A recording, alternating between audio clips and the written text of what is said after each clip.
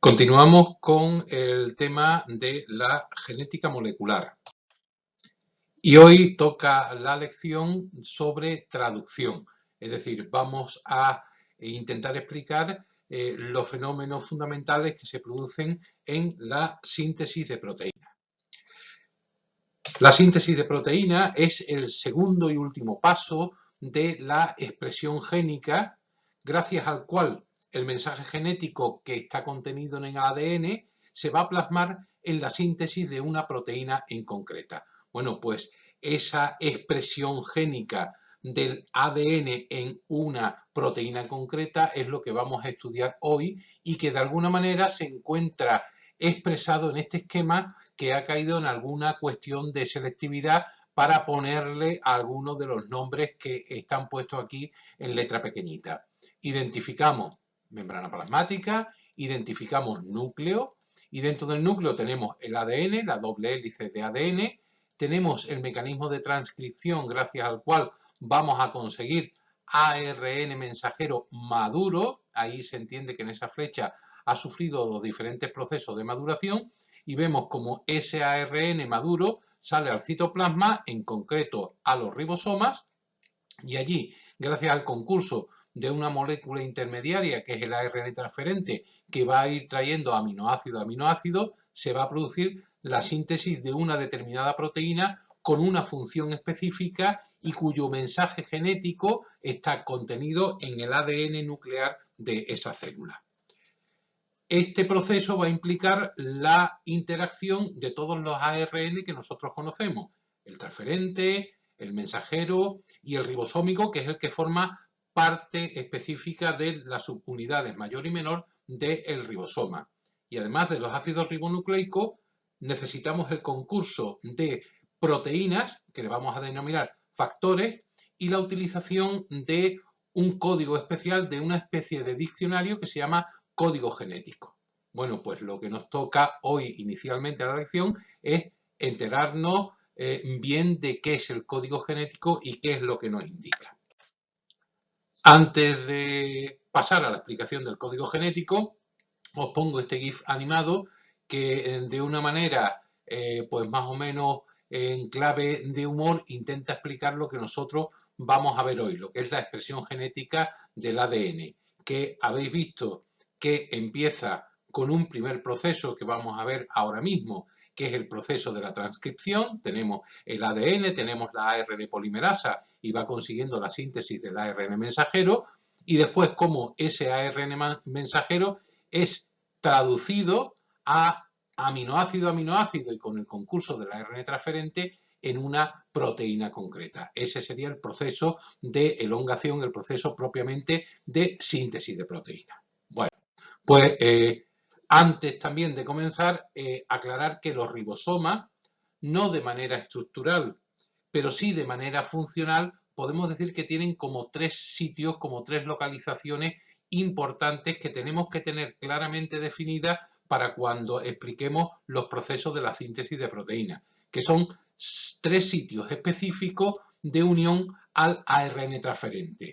Un sitio que se llama sitio P, aquí tendríamos la subunidad menor, aquí tenemos la subunidad mayor, aquí tenemos el ARN mensajero que se está en ese momento traduciendo. Bueno, pues hay un sitio P, el nombre P viene porque es el sitio de actuación de la peptidil transferasa, se llama sitio peptidil ARNA transferente, porque es en el sitio justo donde se va a producir la formación del enlace peptídico, es donde se va a ir sintetizando propiamente la proteína.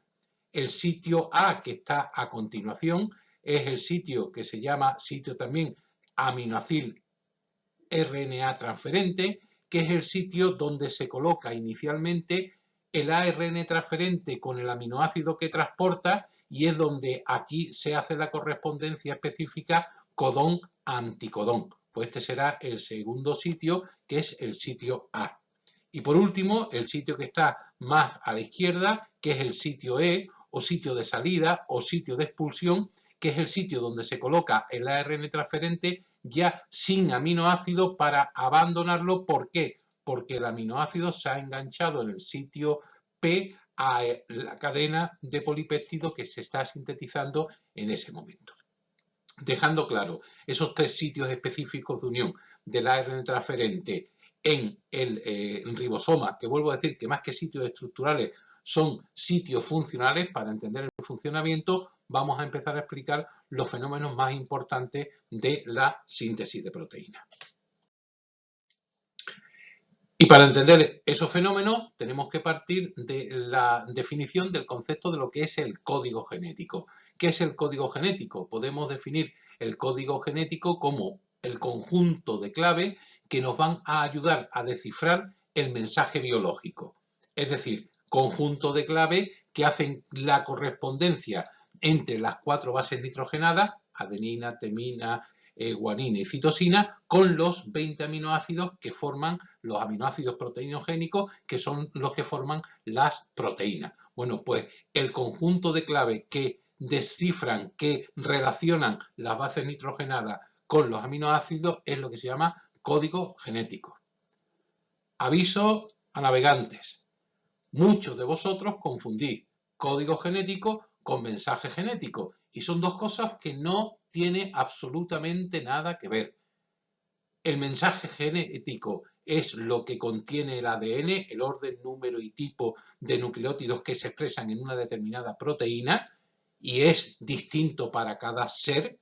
Cada ser lleva su propio mensaje biológico, su propio mensaje genético. En cambio, el código genético, como vamos a ver ahora a continuación, ese conjunto de claves que nos ayudan a descifrar el mensaje biológico, es universal y todos los seres vivos utilizamos los mismos. Yo cada vez que explico esto en clase lo hago con un ejemplo muy claro. El mensaje genético sería el contenido de un libro, la historia que cuenta un libro, y el código genético sería el diccionario con el cual están construidas esa historia, las palabras con las que se construye esa historia, con las que se explica esa historia. Bueno, pues nosotros tenemos aquí un ARN mensajero con su orden, número y tipo de ribonucleótidos, y vemos cómo existe una correspondencia de esa base nitrogenada con un aminoácido específicamente transportado. Y aquí tenéis una tabla, ahora veremos alguna más, donde veis que son tablas de 3 bases nitrogenadas, donde por ejemplo uracilo, uracilo, uracilo, pues va a determinar este aminoácido en concreto, va a hacer que codifique la presencia de este aminoácido, que es la fenilalanina. Luego el código genético es la correspondencia que existe entre las bases nitrogenadas y los aminoácidos. Esa correspondencia entre el ARN y esos aminoácidos, entre los 20 aminoácidos proteinogénicos y adenina, uracilo, guanina, citosina, antes he dicho timina, que era ADN y no corresponde, es ARN con los aminoácidos. La primera pregunta que se plantearon los científicos cuando fueron a estudiar el código genético es cuántos nucleótidos son necesarios para que se codifique un aminoácido. Se llega a la conclusión de que son 3, que el alfabeto ADN, que tiene 4 símbolos, tenemos que codificar cada símbolo al menos con el agrupamiento de 3 nucleótidos. ¿Por qué? Porque mire usted, si yo cojo un nucleótido, podré codificar solamente 4 aminoácidos. Y si cojo 2 nucleótidos, 4 al cuadrado serían 16 aminoácidos, que son totalmente insuficientes para codificar los 20 aminoácidos proteinogénicos que hemos dicho que existen. Por lo tanto, por lógica, por deducción, el número de combinaciones mínimas que tenemos para poder codificar la aparición de los 20 aminoácidos es cogiendo los nucleótidos de 3 en 3. Nos daría un total de 64 combinaciones diferentes. Ahora veremos que eso tiene una repercusión evolutiva muy importante, pero en principio tenemos combinaciones más que suficientes como para agrupar esos determinados aminoácidos. Por lo tanto, denominamos triplete a la agrupación de 3 nucleótidos que van a codificar la presencia de un determinado aminoácido. Como podéis imaginar, lo que relaciona un triplete con el aminoácido en concreto es el código genético que hoy estamos estudiando. Y como he dicho, aparecen 64 combinaciones para 20 aminoácidos.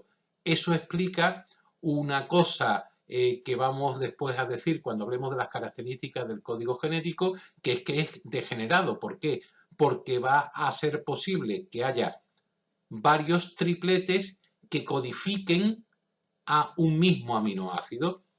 Eso se llaman sinónimos, ¿vale? Sinónimos de clave. ¿Qué son los sinónimos de clave? Pues son tripletes que van a codificar, tripletes distintos que van a codificar el mismo aminoácido. Y esto nos va a permitir que nos equivoquemos a la hora de traducir, que haya pequeños errores que gracias a los sinónimos de clave después no se van a ver transmitidos, no se van a ver repercutidos en la alteración del orden, número y tipo de aminoácido y por tanto alteración de la estructura de la proteína y por lo tanto alteración de su función.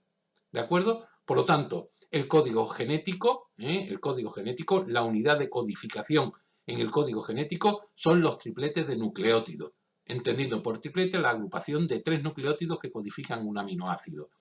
Esto nos da 64 combinaciones y por lo tanto nos vamos a encontrar con determinadas características. Las características es que nosotros, para ponernos de acuerdo, siempre que hablaremos de tripletes de ADN, se puede decir tripletes de ADN o codógenos. Cuando hablamos simplemente de codones, y no hay ninguna otra explicación, y atento a este concepto en selectividad, cuando en selectividad haya algún enunciado de alguna pregunta que hable exclusivamente de codones, nosotros vamos a dar por sobreentendido que son codones de ARN mensajero. Ahí tenéis un ARN mensajero. Mire usted, ¿por qué sé que es ARN mensajero? Porque por aquí aparece uracilo, porque aquí también aparece uracilo. Bueno, pues cada uno de estos tripletes serían los codones. ¿Os acordáis que estos codones son los complementarios a los anticodones del ARN transferente? Luego, cuando hablemos de tripletes de ADN, o diremos tripletes de ADN o codógeno. Cuando hablemos de tripletes de ARN, hablaremos de tripletes de ARN o codones simplemente. Y hemos dicho que este código es perfecto porque cuando un triplete codifica un aminoácido, siempre va a codificar ese aminoácido. Nunca un mismo triplete va a codificar 2 aminoácidos distintos. Es decir, el triplete AAA, adenina, adenina, adenina, siempre será el aminoácido 1 y siempre será el aminoácido 1. ¿Vale? Distinto es lo que hemos dicho, que existen unos tripletes que se llaman sinónimos y es que el AAA puede ser el aminoácido número 1, pero el AAC también puede ser el triplete número 1. Esos son sinónimos de clave. Y además existen 4 tripletes que no codifican ningún aminoácido. Por lo tanto, vamos a quedar para combinaciones de codificación de aminoácidos 60. Otros 4 no, que son un triplete de iniciación, que es adenina, uracilo, guanina, AUG. Ese es un codón que va a estar siempre al principio de la síntesis de todas las proteínas, formando una cosa que se llama complejo de iniciación, fundamental, y 3 codones de terminación, uracilo, adenina, guanina, uracilo, adenina, adenina y uracilo, guanina, adenina. El triplete de iniciación hay que sabérselo, AUG, adenina, uracilo, guanina. Ahí tenéis lo que sería el código genético, ¿vale? Ahí tenéis todas las claves que relacionan las bases nitrogenadas con sus aminoácidos correspondientes. Tenemos, por ejemplo, aquí tenemos una base que es uracilo, aquí tenemos otra base que es uracilo y aquí tenemos otra base que es uracilo. Pues ya hemos dicho que uracilo, uracilo, uracilo es fenilalanina. Uracilo, uracilo, guanina es leucina.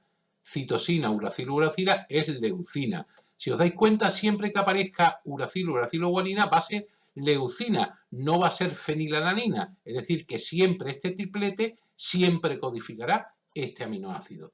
En cambio, si nos vamos a encontrar que existen tripletes distintos, uracilo, uracilo, guanina, citosina, uracilo, uracilo, que sintetizan el aminoácido leucina. ¿Cómo son estos dos tripletes? Son sinónimos de clave porque expresan los mismos aminoácidos. Existen problemas en los cuales nos van a dar esta tabla. Luego tenéis que saber traducir, aunque no sepáis cómo se llama el aminoácido, este es prolina, este es serina, ¿vale? Aunque no sepáis cómo se llaman los aminoácidos, con las abreviaturas tendréis que realizar el ejercicio que se plantee. Y hemos dicho que hay 4 que no son codificantes. Uno es el codón iniciador, adenina, uracilo, guanina, AUG, que aunque aquí ponga metionina, este es el codón iniciador, y después tenemos los 3 de finalización, este y este. Esta es también una tabla de código genético más moderna, es un esquema de colores empleado por un programa informático en los cuales por lo que tenemos son más información. Normalmente se van a utilizar la otra tabla, pero es exactamente igual. Cojo aquí guanina, adenina, citosina y es este aminoácido que es la asparginina, ¿vale? Adenina, uracilo, guanina, tengo la metionina. Y este código de colores pues me va diciendo la característica que tienen cada uno de los aminoácidos. ¿Cuáles son las características de este código genético? Y esta ha sido pregunta de selectividad. Pues hemos dicho que es un código universal, he dicho yo. Bueno, casi universal. ¿Por qué? Porque codifica el triplete o codón, el mismo aminoácido en todos los seres vivos. Todos los seres vivos, desde los virus hasta los humanos, utilizan el mismo código genético. ¿Esto qué nos indica? Pues nos indica de alguna manera o nos demuestra de alguna manera la existencia de un precursor común porque todos utilizamos el mismo diccionario para relacionar las bases nitrogenadas con la proteína, con el aminoácido que codifican y que forman una proteína. Es un código que ya he dicho que es un código degenerado. ¿Degenerado por qué? Porque presenta una cosa que se llaman sinónimos de clave y que ya creo que ha quedado suficientemente explicada. Un sinónimo de clave es que un aminoácido puede estar determinado por más de un codón.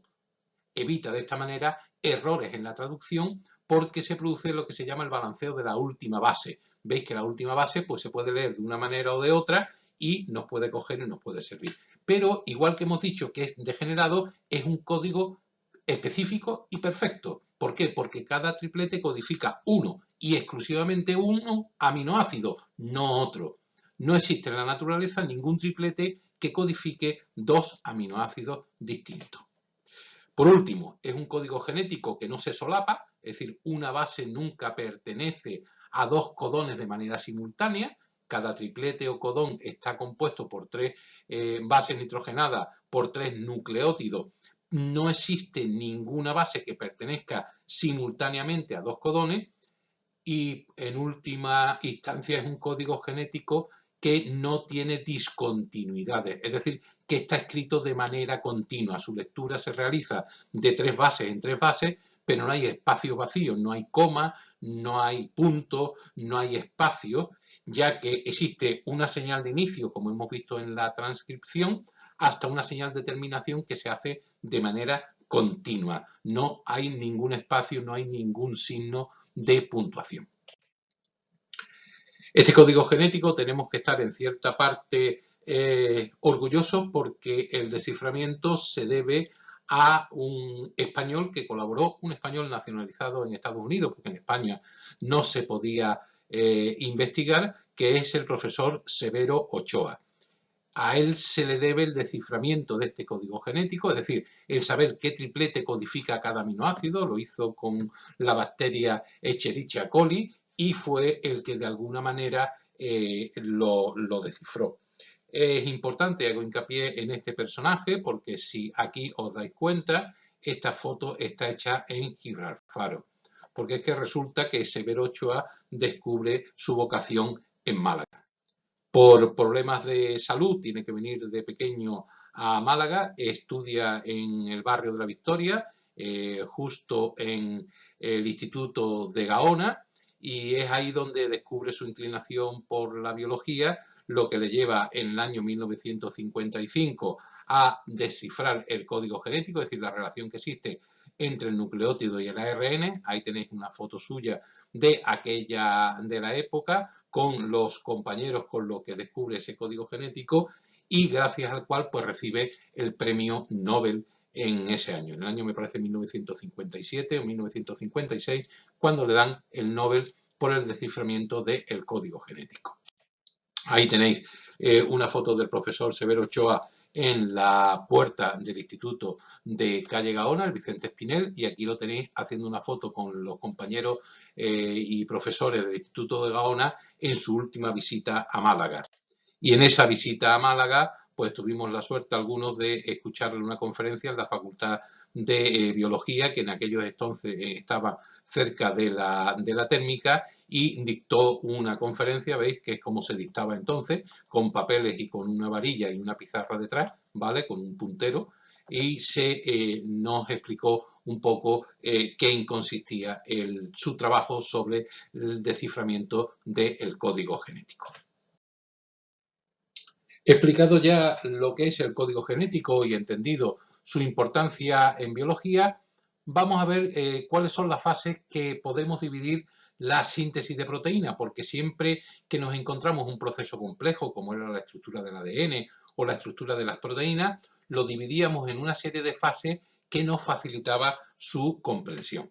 La primera fase, lógicamente, será la formación, la síntesis del ARN mensajero. Mirad, y eso ya lo hemos estudiado en la lección anterior, que sería la transcripción, con las fases que hemos dicho de iniciación, elongación, terminación y maduración en el caso de las células eucariotas. Bueno, pues ya tenemos formado el ARN mensajero porque hemos estudiado cómo se sintetiza ese ARN mensajero, cómo se produce la transcripción. El segundo proceso sería la formación de la proteína. Para ello tenemos que activar los aminoácidos en el citoplasma, uniéndolos específicamente a otro tipo de ARN, que es el ARN transferente, y después pasaríamos directamente a lo que es la propia traducción. La traducción de las proteínas tiene también tres fases que terminológicamente tienen los mismos nombres que la fase de la transcripción, es decir, iniciación, elongación y terminación, y que en sí tienen el mismo espíritu. Iniciación es organizar todo para que se dé la síntesis de proteína, la elongación es la síntesis propiamente de la proteína y la terminación es la desactivación de todo este proceso. Para esta síntesis de proteína necesitamos pues, los elementos básicos, es decir, los ribosomas, que es donde se van a producir, los ARN pertinentes, el mensajero, el transferente y el ribosómico, que está incluido en el propio ribosoma, los aminoácidos que van a formar la cadena polipeptídica y, como no, enzimas, proteínas específicas, factores que de alguna manera aceleren esas reacciones. Esto lo podemos ver en este esquema que yo he preparado en diferentes colores para que entendamos bien la traducción. Y mirar, más que consejo es casi una imposición. Cuando se os pregunte síntesis de proteína, tenéis que resolverla por apartados. No podéis hacerla de manera continua, sino que tenéis que dividir los tres apartados fundamentales. Primer apartado, que es el de iniciación, el segundo apartado, que es el de elongación, y el tercer apartado, que es el de terminación. Bueno, pues dentro de la iniciación de la traducción, de la síntesis de proteínas, tenemos un primer proceso, que es la transcripción. Oiga, ¿tengo que explicar todo lo que explicamos en la lección de estos días pasados? No, pero tendré que hacer un resumen muy concreto para hablar de lo que es la transcripción.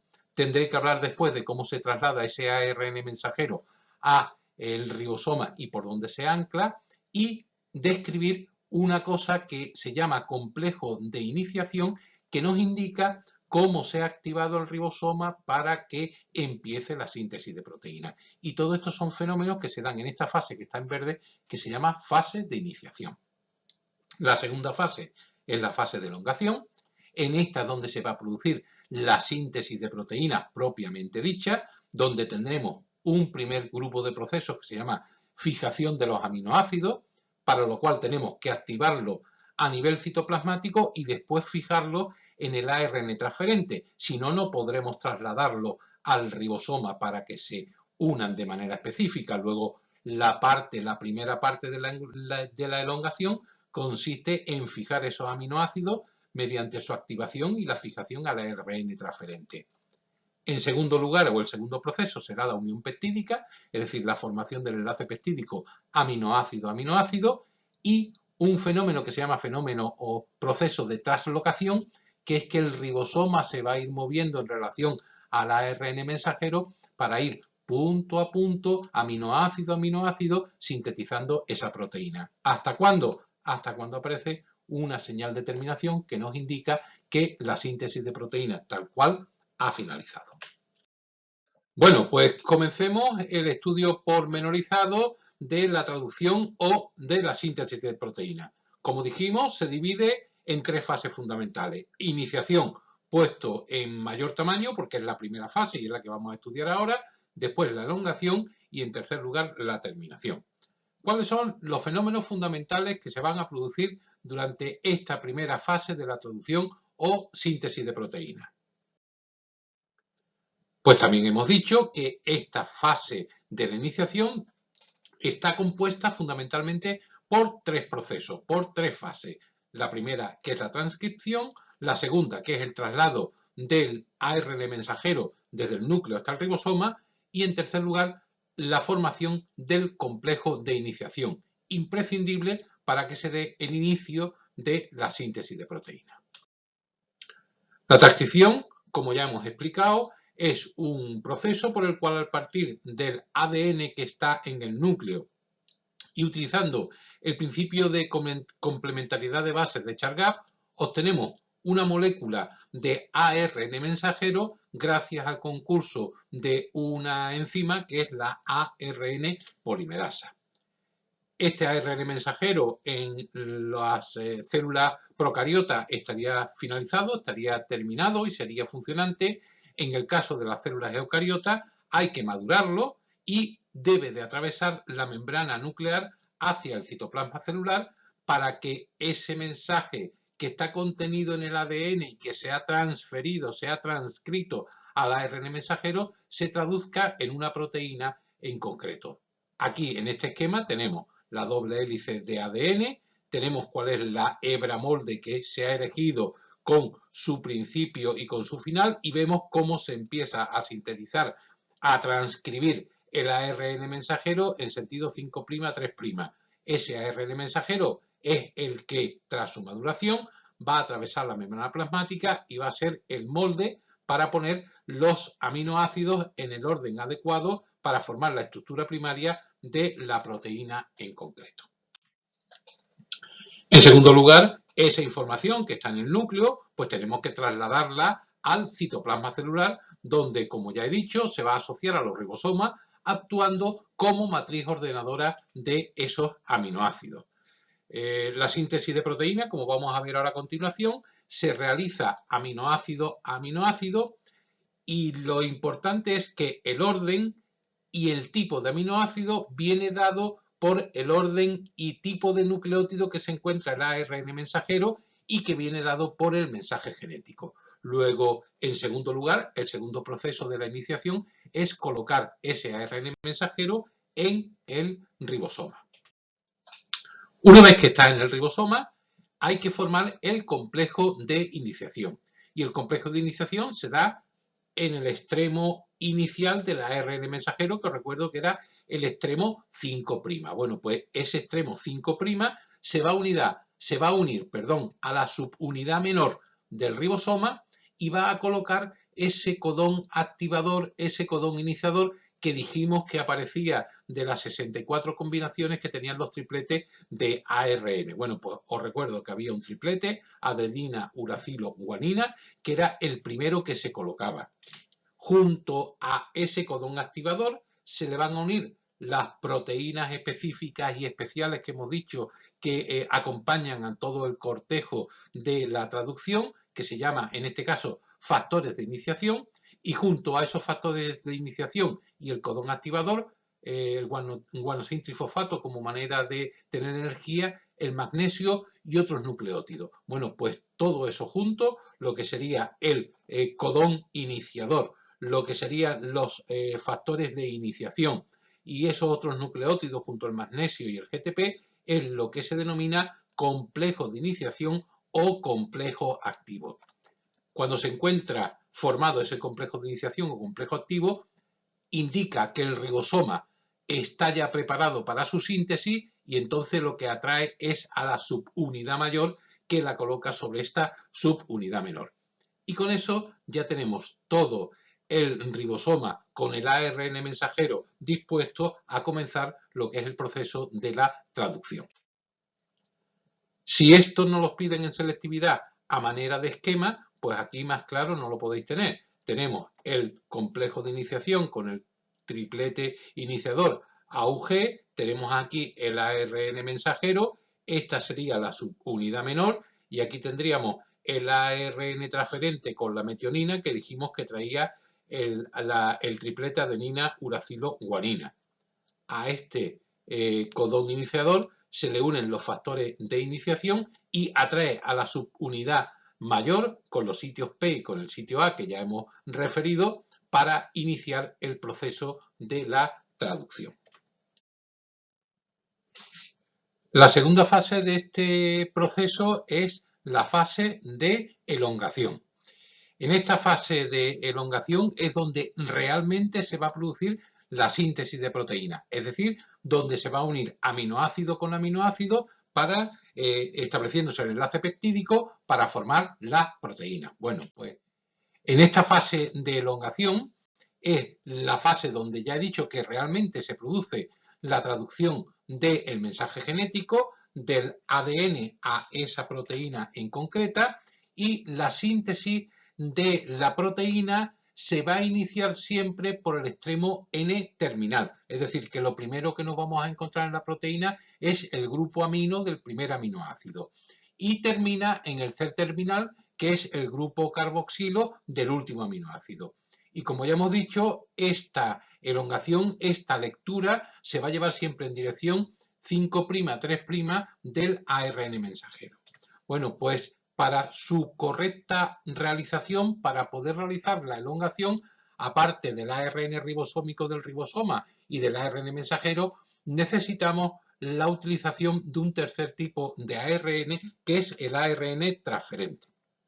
Y como ya os he dicho, el ribosoma tiene 3 sitios específicos en su estructura funcional para su funcionamiento. Hemos dicho que tiene un sitio E, que es este que estoy señalando ahora mismo, que está aquí dibujado en este ribosoma, donde tenemos la subunidad mayor. Aquí abajo tendremos la subunidad menor, pues aquí tenemos un sitio que es el sitio E o sitio de expulsión. Será donde echemos el ARN transferente ya sin aminoácido. Un sitio intermedio que es el sitio P, que es el sitio donde se va a formar el enlace peptídico, y un sitio E, que es el sitio A, un sitio A, que es el sitio de aceptación, que es el sitio donde se va a colocar el ARN transferente con su aminoácido correspondiente. En esta imagen de aquí abajo tenéis un ribosoma en funcionamiento. ¿Qué podemos distinguir aquí? Pues estamos distinguiendo la subunidad menor, estamos distinguiendo la subunidad mayor. En rojo, sentido 5', 3', el ARN mensajero, y a partir del sitio P veis que están haciendo esta cadena de color violeta, más o menos con estructura secundaria terciaria, con un grupo amino en su extremo, que no es otra cosa que la proteína que está siendo sintetizada. Esto es lo que se va a producir en la elongación, fase donde se produce la traducción del mensaje genético en una determinada proteína. Para que se pueda dar esta fase de manera adecuada, también vamos a dividirla en 3 procesos, en 3 fases que se van a dar de manera consecutiva y que son fundamentales para que se entienda bien cómo se produce la elongación. La primera fase es la fase de fijación de los aminoácidos, la segunda fase es la fase de unión peptídica y la tercera es la fase de translocación. ¿Cuáles son los fenómenos fundamentales que se producen durante la primera fase? Fijación de los aminoácidos. Pues en la fijación de los aminoácidos lo que va a ocurrir fundamentalmente es que el ARN transferente es capaz de captar los aminoácidos del citoplasma celular. Ojo, no cualquier aminoácido, sino el aminoácido específico que traslada ese ARN transferente específicamente. Hay una especificidad del anticodón con el aminoácido transportado y una vez que los ha captado, lo vas a trasladar al ribosoma y lo va a colocar en el lugar que indique el ARN mensajero. Luego, en esta fase de fijación de los aminoácidos, lo que va a ocurrir es lo que tenéis en esta imagen. Tenemos colocado ya el codón iniciador, este sería el complejo de iniciación, que estaría en el sitio P, y el segundo aminoácido, que en este caso sería el primer aminoácido, puesto que este es el codón iniciador y la metionina lo vamos a perder después, el primer aminoácido con el grupo amino aquí, porque es el primero que va a empezar la proteína, va a colocar en el sitio A un ARN transferente con su aminoácido específico según indique la correspondencia codón-anticodón. Para que se pueda producir esta fijación de los aminoácidos, a su vez, dentro de este periodo se dan dos procesos diferentes.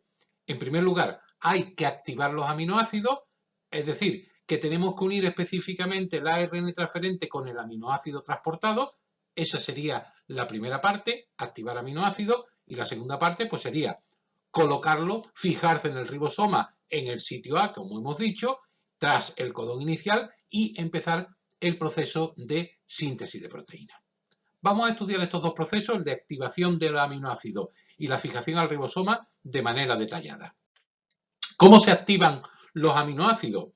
Pues cada aminoácido se va a unir con un ARN transferente, como ya he dicho, específico, mediante un tipo de enlace que es enlace éster.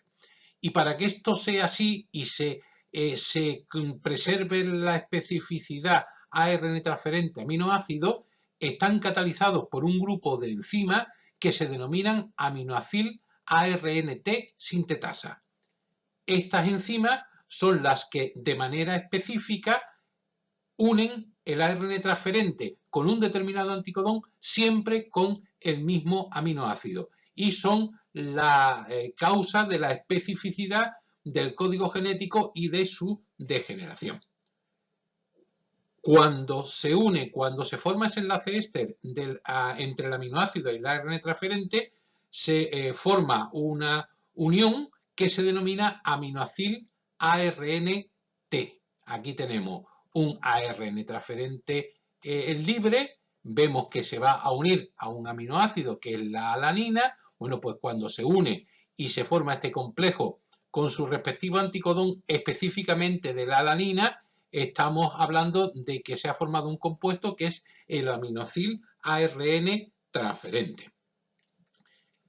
La unión del aminoácido con el ARN transferente se va a hacer, si os acordáis, por un brazo que se llamaba brazo aceptor.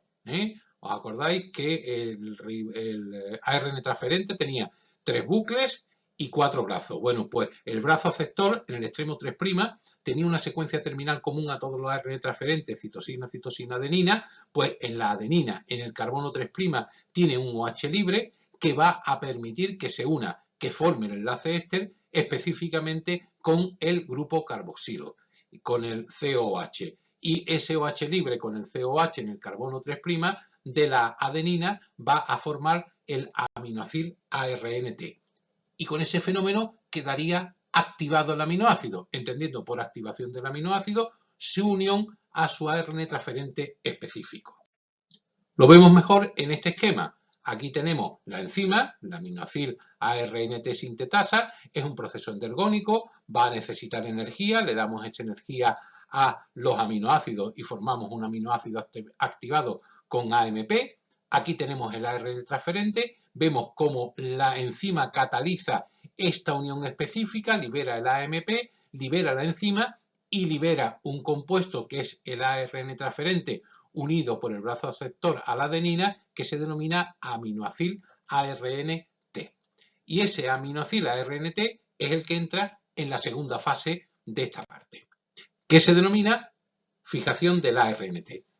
¿Cómo se fija? Pues se fija inicialmente por un bucle al ribosoma. Acordaros de los 3 bucles, uno era el que estaba catalizando la enzima, que es el que acabamos de ver, otro es el anticodón, que es el que vamos a ver ahora su función, y otro bucle era el que servía de unión al ribosoma, y según la correspondencia codón-anticodón, siguiendo el principio de equivalencia de base, cuando es una secuencia correcta, va a colocar ese ARN transferente en el sitio A, existiendo la especificidad codón-anticodón. Mirad este esquema. Aquí tenemos el codón iniciador, AUG, que está en el sitio P, y tenemos la metionina. Y tenemos el sitio A libre. Mire usted, cuando haya un anticodón cuya correspondencia sea en la adecuada para el codón que se encuentra en el sitio A, se colocará el aminoácido, perdón, se colocará el ARN transferente con su aminoácido adecuado.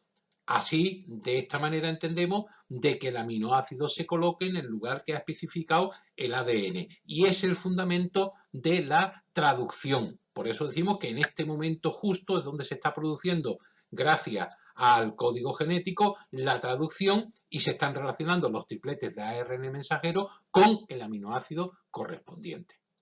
Y con eso terminaríamos esta fase de fijación del ARN transferente. Si lo queremos expresar de alguna manera en un gráfico, pues podríamos dibujarlo de esta manera. Aquí tenemos la subunidad mayor, tenemos la subunidad menor, tenemos el ARN mensajero sentido 5', 3' y el sitio A libre. ¿Por qué? Porque en el sitio P tenemos el codón inicial. En el sitio A se va a colocar el aminoácido 1 que lleva el grupo amino, que es lo que está libre. Bueno, pues aquí si hay una correspondencia del anticodón con el codón, en este sitio A es donde se va a colocar el primer aminoácido. La segunda fase dentro de la elongación será la unión peptídica. Unión peptídica, que es donde se va a coger y se va a unir directamente aminoácido con aminoácido para formar, en este primer caso, un dipéptido. Y después, la siguiente fase, la última fase de la elongación, que es la translocación. ¿Qué ocurre en la unión peptídica? En la unión peptídica, los ARN transferentes cargados con su aminoácido enfrentan codones y anticodones, depositando el codón inicial, como hemos dicho, en el sitio P y poniendo el primer aminoácido en el sitio A, para que se puedan enlazar entre ellos, para que se puedan formar un dipéptido, y para eso necesitan una serie de factores proteicos que le ayuden, que son los factores de elongación. Los factores de elongación van a ayudar para que la unión peptídica se vaya a producir, para que se establezca el enlace peptídico. Aquí es donde hemos dejado el final de la activación. Hemos visto el sitio E vacío, su unidad menor, su unidad mayor. En el sitio P teníamos el codón inicial y en el sitio A teníamos el ARN transferente complementario con su aminoácido transportado. ¿Cómo se forma o cómo se establece la unión peptídica? Pues mire usted, entre los dos aminoácidos, entre el que está en el ARN transferente del sitio P y el aminoácido que está en el ARN transferente del sitio A, se va a establecer entre ellos el enlace peptídico, gracias a una enzima que se llama la peptidiltransferasa. Esa peptidiltransferasa rompe primero el enlace éster que une la metionina al primer ARN transferente y es capaz de catalizar la unión de formación del enlace peptídico entre el primer aminoácido y el segundo aminoácido. De tal suerte que lo que va a quedar es el sitio E libre, como estaba al principio, el sitio P con un ARN transferente sin ningún aminoácido y el sitio A con el ARN transferente que le corresponde a ese codón con dos aminoácidos, con un dipéptido. Posteriormente a la formación de ese enlace peptídico, el ribosoma el ARN mensajero se va a desplazar respecto al ribosoma avanzando un triplete y quedando el ARN mensajero listo para iniciar nuevamente un ciclo. Para eso nos valemos de otras proteínas que son los factores de elongación. Mirad, aquí tenemos la figura donde la hemos dejado. Hemos dejado el sitio E libre, hemos dejado el sitio P con un ARN transferente sin aminoácidos y el sitio A con dos aminoácidos. En los factores de elongación lo que hacen es desplazar el ARN mensajero con respecto al ribosoma. Veis que hay un movimiento del ribosoma o un movimiento del ARN transferente, del ARN mensajero, me da igual, se desplazan, en este caso, el ribosoma, en este caso digo porque es lo que han dibujado aquí en el esquema, el ribosoma se desplaza un triplete hacia la derecha. ¿Y qué ocurre? Pues que ocurre que lo que había en el sitio E, que no era nada, Ahora lo que nos vamos a encontrar en el sitio de expulsión es un ARN transferente sin aminoácido.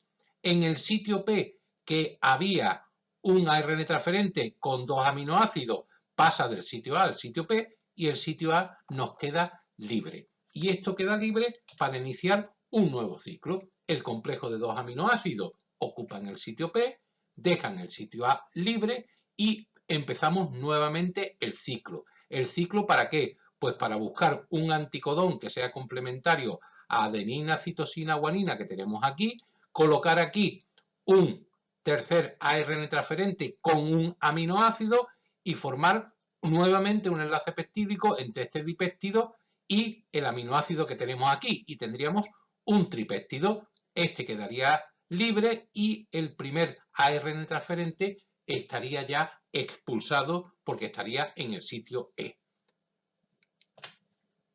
La traducción, como estáis viendo, se va produciendo desde el extremo 5' al extremo 3', ¿vale? Y en la síntesis de proteína es desde el extremo, desde el terminal amino al carboxilo.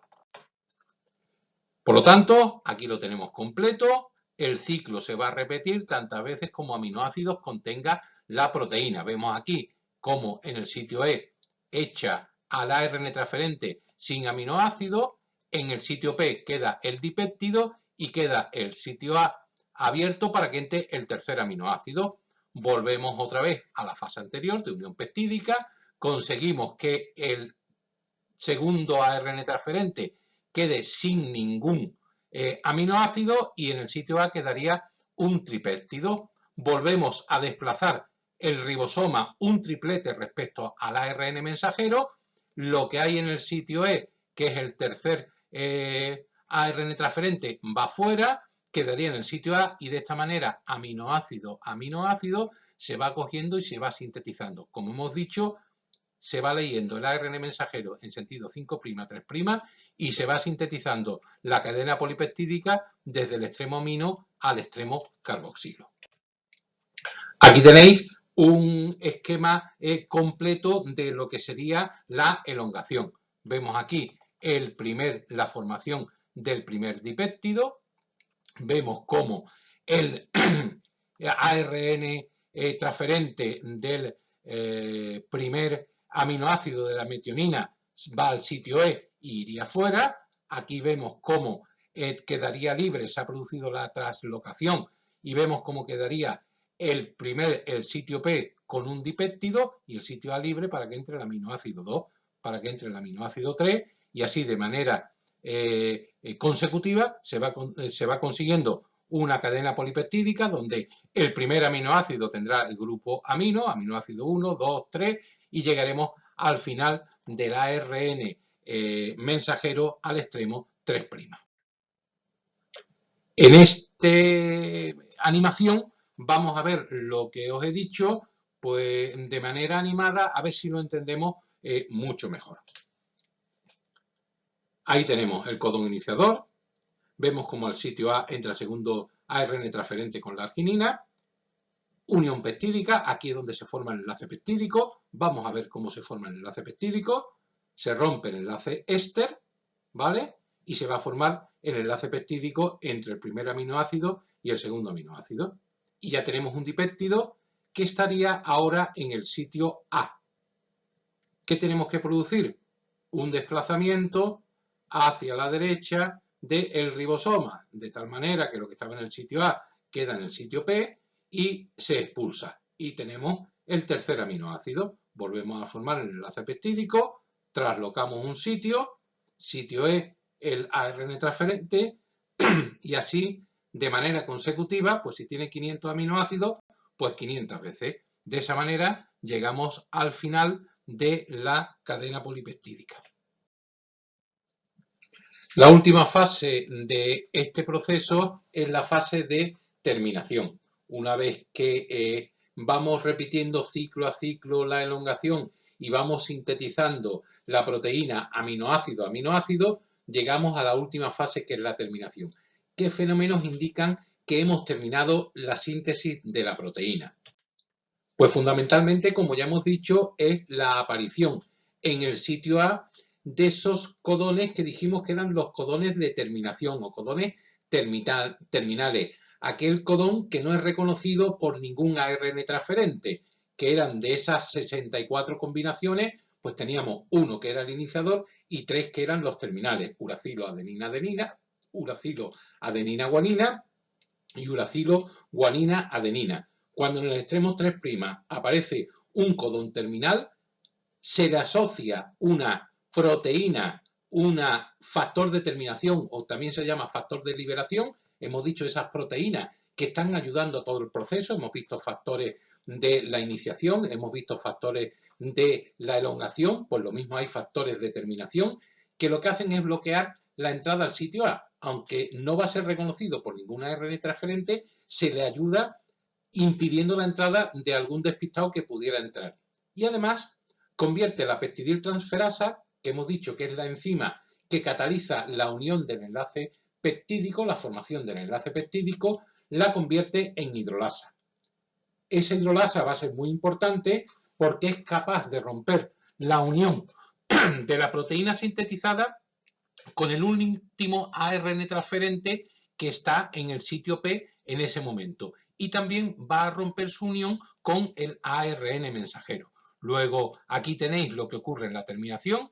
Llega a un codón de stop, a un codón de terminación, y en ese momento lo que hacemos es que liberamos el último ARN transferente gracias a que la peptidiltransferasa es capaz de liberar el polipéptido, es capaz de liberar la cadena de ARN mensajero y es capaz de dividir, de separar la subunidad mayor de la subunidad menor del ribosoma y de esta manera inactivándolo. También empieza a destruir la cadena de ARN mensajero para que no continúe la síntesis de proteína en otros ribosomas. En el esquema podemos ver cómo sería la terminación.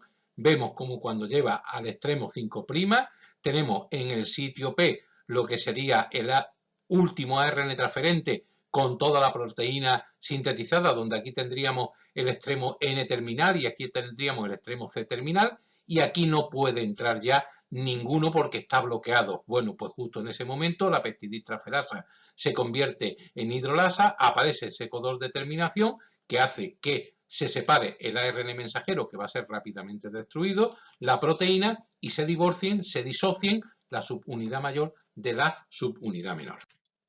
Aquí tenemos lo mismo, pero expresado, pues si queréis, de una manera más estética. Aquí tenemos lo que sería el codón de finalización, ¿vale? Vemos el factor de liberación que ayuda a que aquí no se coloque ningún ARN transferente. Aquí tenemos lo que estaría en el sitio P con la proteína que se ha sido sintetizada, y una vez que actúa la peptidiltransferasa, rompemos tiene carácter de hidrolasa, rompemos y se obtiene, por un lado, la proteína libre, el péptido libre, la subunidad mayor, la subunidad menor y el ARN mensajero dispuesto a ser destruido lo más rápidamente posible.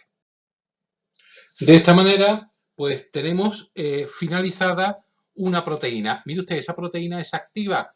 Pues en muchos casos sí, ya es una proteína activa que va a cumplir su función biológica dentro de la célula que tenga encomendada, pero en otras ocasiones, no en pocas, esa proteína debe de sufrir una serie de modificaciones posttraduccionales. ¿Qué quiere decir? Que tenemos que terminarla de madurar, lo mismo que hacíamos con el ARN mensajero. ¿Como cuáles? Pues mire usted, en algunos casos hay que incorporarle grupos funcionales a cada aminoácido. Mire usted, tenemos que eliminar secuencias, hemos dicho que toda empieza por la metionina y esa metionina tendremos que quitarla. Hay en algunos casos que tenemos que incorporar glúcidos, lo que se llamaba la glucosilación, incorporar lípidos, incorporar puentes disulfuro, la sulfatación, formar grupos prostéticos, añadirles, por ejemplo, como el hierro, que es el grupo hemo, o añadirle algún tipo de nucleótido. Y en definitiva, plegar las proteínas hasta que se obtienen su estructura terciaria o estructura cuaternaria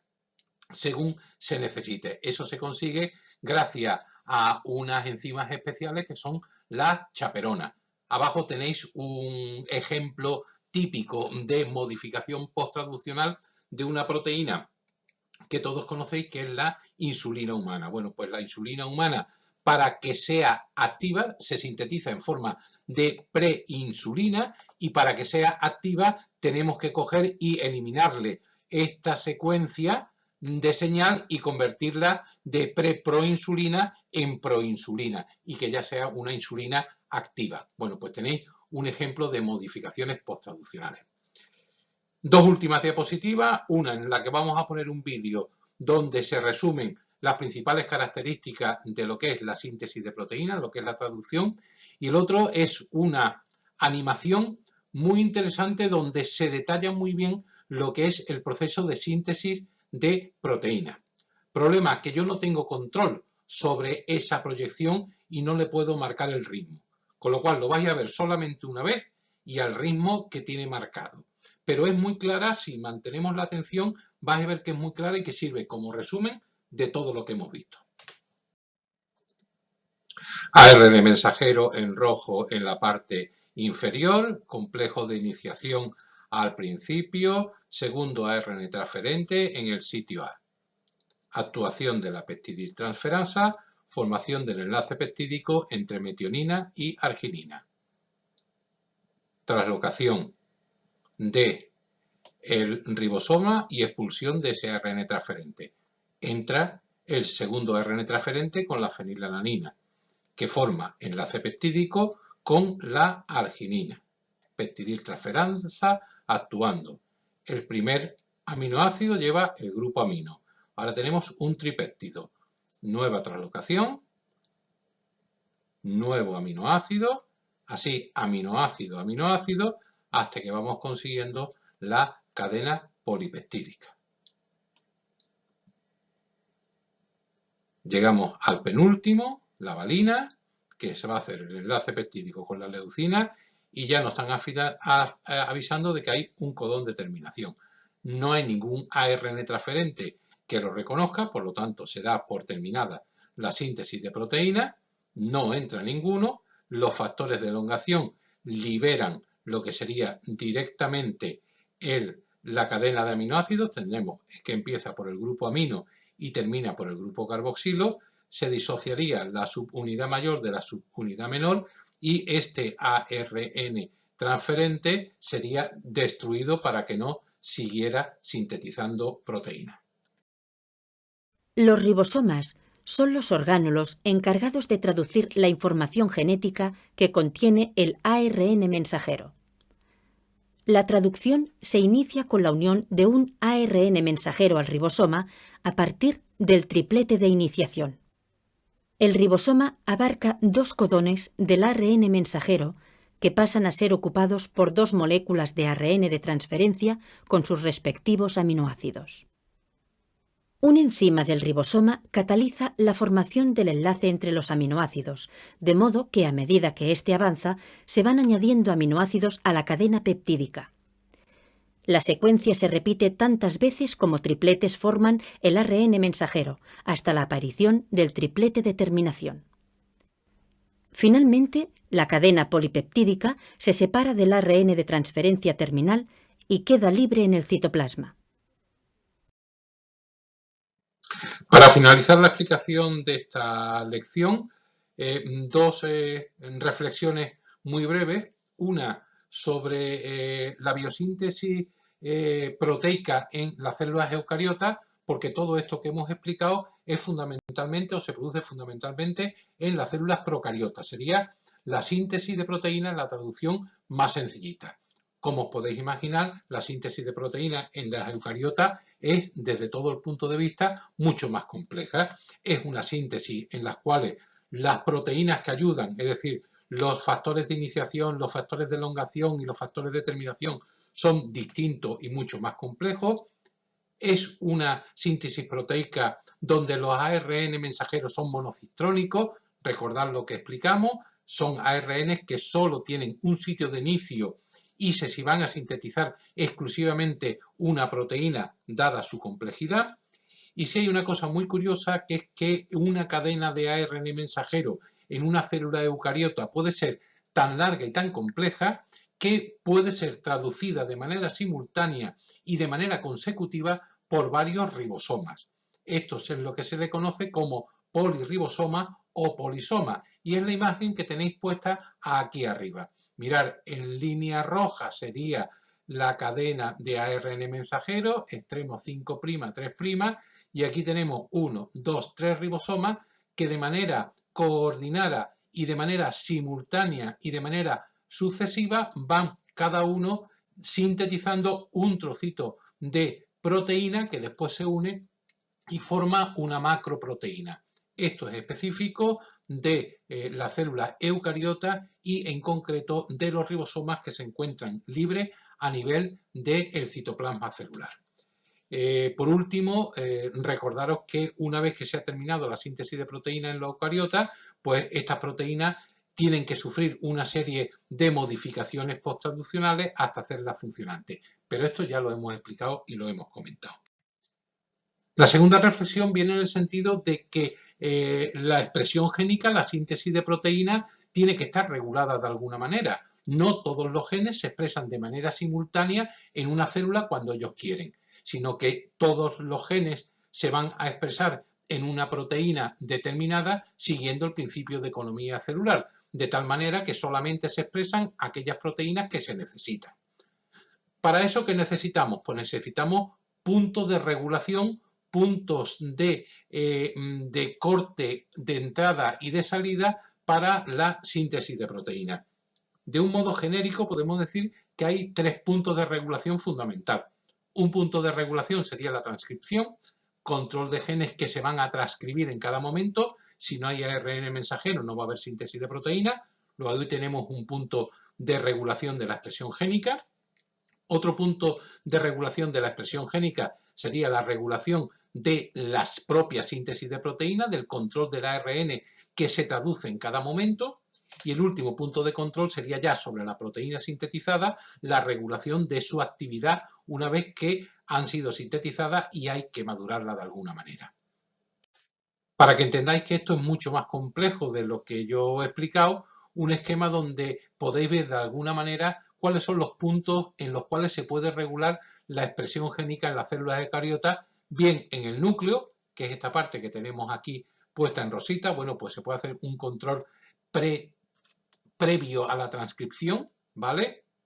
Un control de la transcripción, como he dicho, la frecuencia, la velocidad de elongación, un control después de la transcripción en la maduración del ARN, velocidad de procesamiento, maduración alternativa y un control muy importante del transporte del ARN maduro al citoplasma celular. Bueno, pues en esta primera parte se puede establecer diversos niveles de regulación de esa expresión génica.